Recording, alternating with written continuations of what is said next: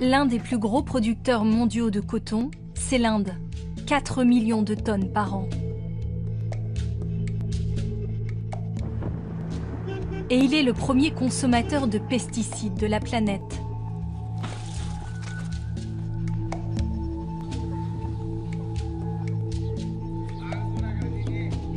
Dans le sud du pays, Ramoulou est agriculteur. Il cultive du coton depuis 10 ans.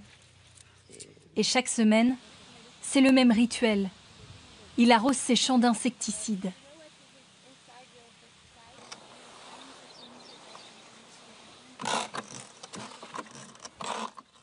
Ce réservoir que je porte contient 12 litres d'eau, mélangée à 50 millilitres de pesticides. Avec ça, on va pouvoir asperger des pesticides sur 4 hectares de coton. On pulvérise ça une fois par semaine, et comme ça, le coton pousse bien. Il devient blanc, pur, et se détache facilement de la fleur.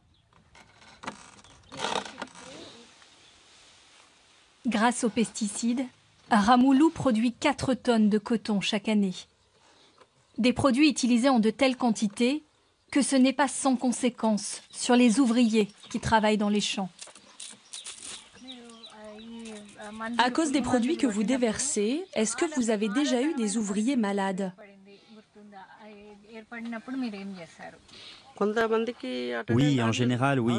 Certains ouvriers vomissent, d'autres ont des maux de tête sévères et parfois des rougeurs sur la peau. Mais j'ai aussi vu des personnes avoir de graves problèmes de santé et parfois même en mourir. Le problème, c'est que si 60 millions de personnes vivent du coton en Inde, il y a parmi elles de nombreux enfants. Ramoulou en emploie une dizaine à chaque récolte. On a besoin de beaucoup de main-d'œuvre pour la production de graines de coton, pour enlever les graines. Alors on garde les enfants au champ pendant 2 mois pour faire ce travail.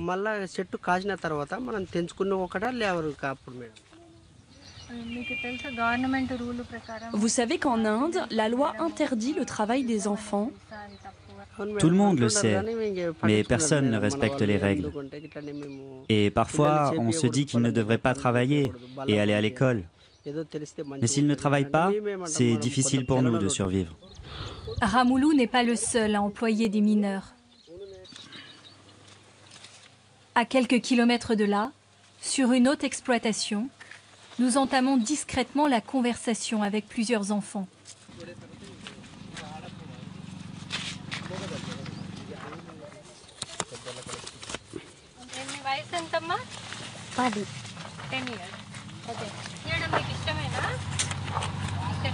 Why?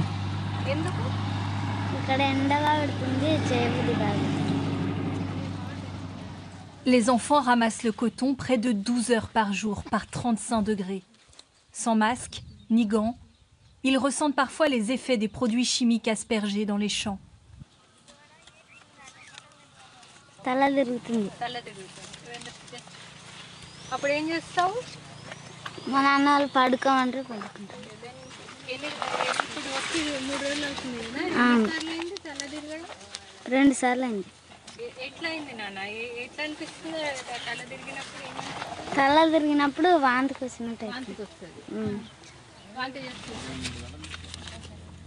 Selon l'Organisation mondiale de la santé, 22 000 personnes meurent chaque année dans le monde, intoxiquées par la culture du coton. Soudain, les responsables de l'exploitation se rendent compte de notre présence et font déguerpir leurs petits salariés. Okay.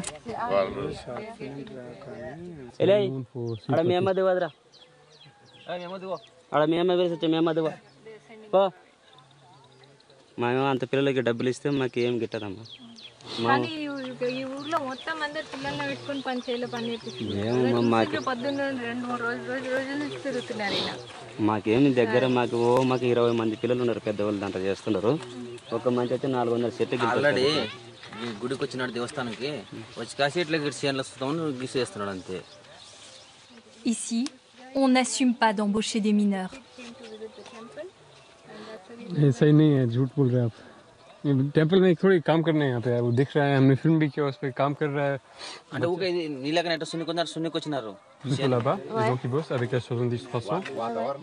La situation se tend. Nous décidons de partir. La culture du coton n'est pas seulement gourmande en pesticides. Le coton est le 3e plus gros consommateur d'eau de la planète, devant les fruits et légumes.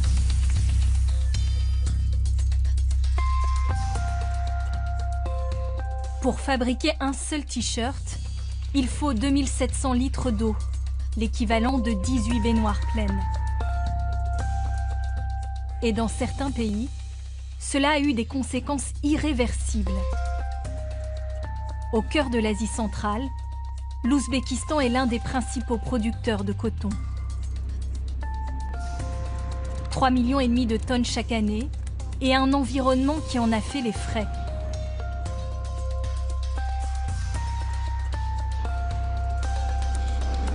La ville de Moynak était autrefois une île entourée par la mer d'Aral.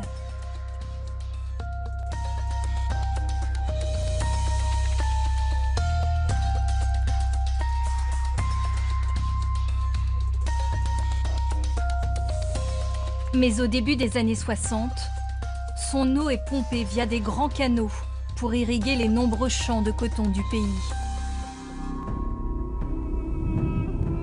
Conséquence aujourd'hui, la mer d'Aral a disparu à 90%.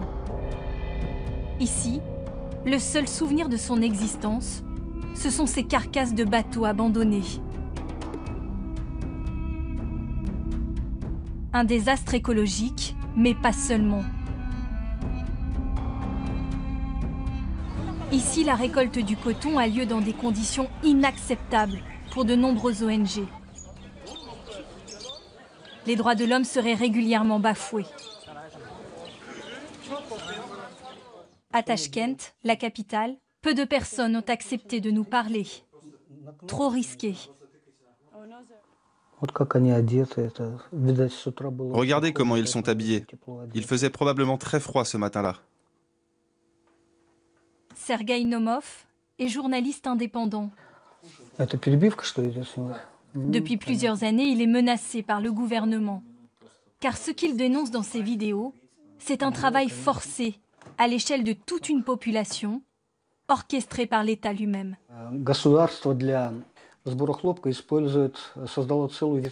Le gouvernement a créé toute une chaîne de commandement au sein des administrations.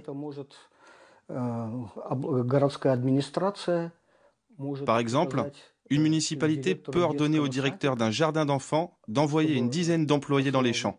Et il sera obligé de le faire, sinon il perdra son travail. Le chef de n'importe quelle administration, que ce soit un district, une région ou une ville, peut contraindre tout dirigeant à envoyer des gens à la cueillette du coton. Et il les oblige à le faire. C'est un système hérité de l'Union soviétique.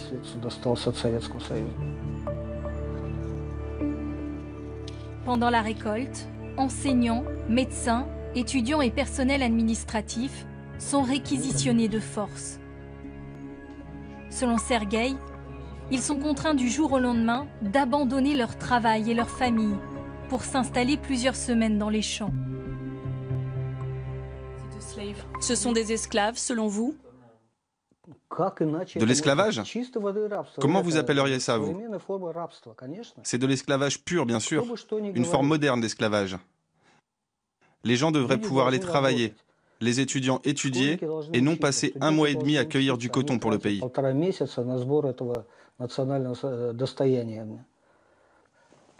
Au total, plus d'1 million de personnes sont contraintes de cueillir le coton chaque année.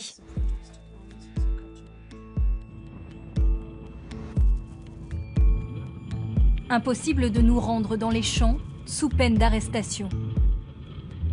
Mais un de ces travailleurs forcés a accepté de nous rencontrer à plusieurs centaines de kilomètres de la capitale. Sur la route, nous croisons même quelques camions remplis de coton.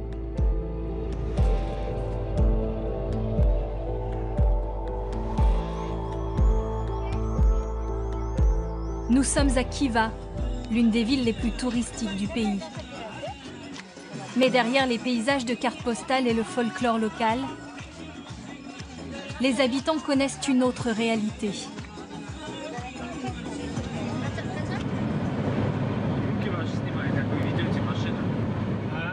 Elton a 24 ans.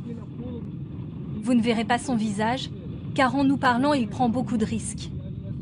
Le gouvernement l'envoie dans les champs presque tous les ans.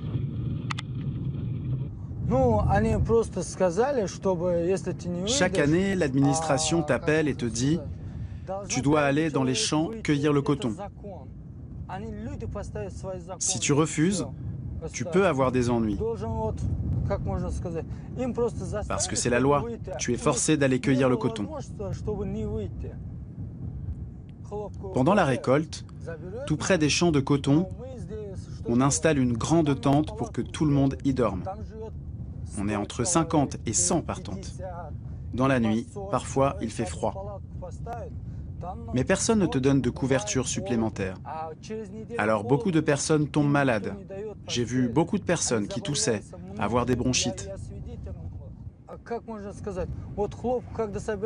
Dans les champs, quand on ramasse le coton, nos doigts se blessent, s'écorchent, parfois ils saignent. Mais on te force à continuer. On doit se débrouiller quand même pour ramasser notre quota de coton. Si quelqu'un te dit « je ne peux pas rester, je dois retourner chez moi », on lui dit tout de suite « tu seras expulsé de ton travail ou de ton université ». Des semaines entières de travail dans des conditions particulièrement difficiles et payées une misère, selon plusieurs ONG. 2 € par jour, 30 fois moins que le salaire minimum dans le pays. Une situation que le gouvernement n'a pas envie de dévoiler. Soudain, notre interprète nous prévient que nous sommes suivis. Same car. Yeah. Yes. You saw that we will turn around, take another road, and you can go and watch. It's the white car standing there. Fuck.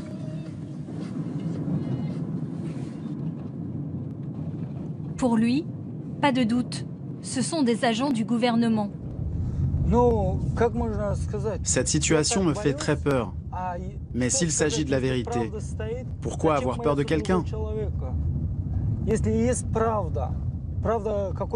Je vous assure à 100% que ce que je vous raconte aujourd'hui, c'est la vérité. Après plusieurs heures de route, nous finissons par les semer. Elton ne sera pas inquiété. En Ouzbékistan, la cueillette du coton s'apparenterait à du travail forcé.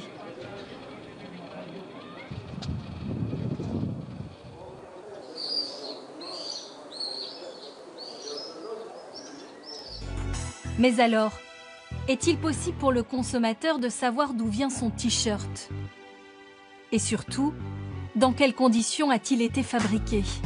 Si les marques ne sont pas obligées d'indiquer la provenance de leurs vêtements, il existe des repères pour aider le consommateur à faire le bon choix.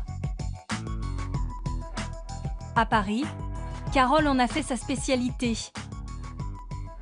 Cette blogueuse de mode organise même des leçons de shopping éthique. Bonjour les filles. Bonjour. Ça va? Bonjour. Ça va Pinot Bio? Ça me fait plaisir de vous voir. Sophie, ravie. Bonjour.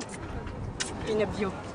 Alors aujourd'hui, vous savez pourquoi on est là? On va faire un green shopping tour un petit peu. Je vais vous montrer qu'il est possible de consommer de la mode éthique, de la mode éthique belle, glamour et féminine.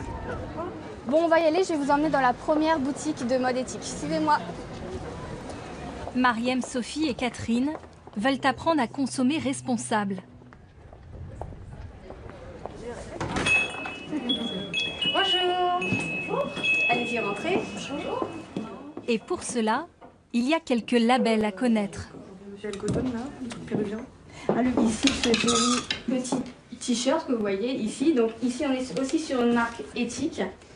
Ils ont le label GOTS. Donc le label GOTS, un des labels les plus importants, et c'est un certificat international qui garantit 2 choses. À la fois, c'est 95% des fibres du textile qui sont bio, et en même temps, respect des travailleurs, puisqu'ils respectent la charte de l'Organisation internationale du travail. Autre logo qui est aussi intéressant sur l'éthique ici, vous avez en petit le Fair Wear Foundation. Donc voilà qui vous garantit plutôt le côté éthique, commerce équitable.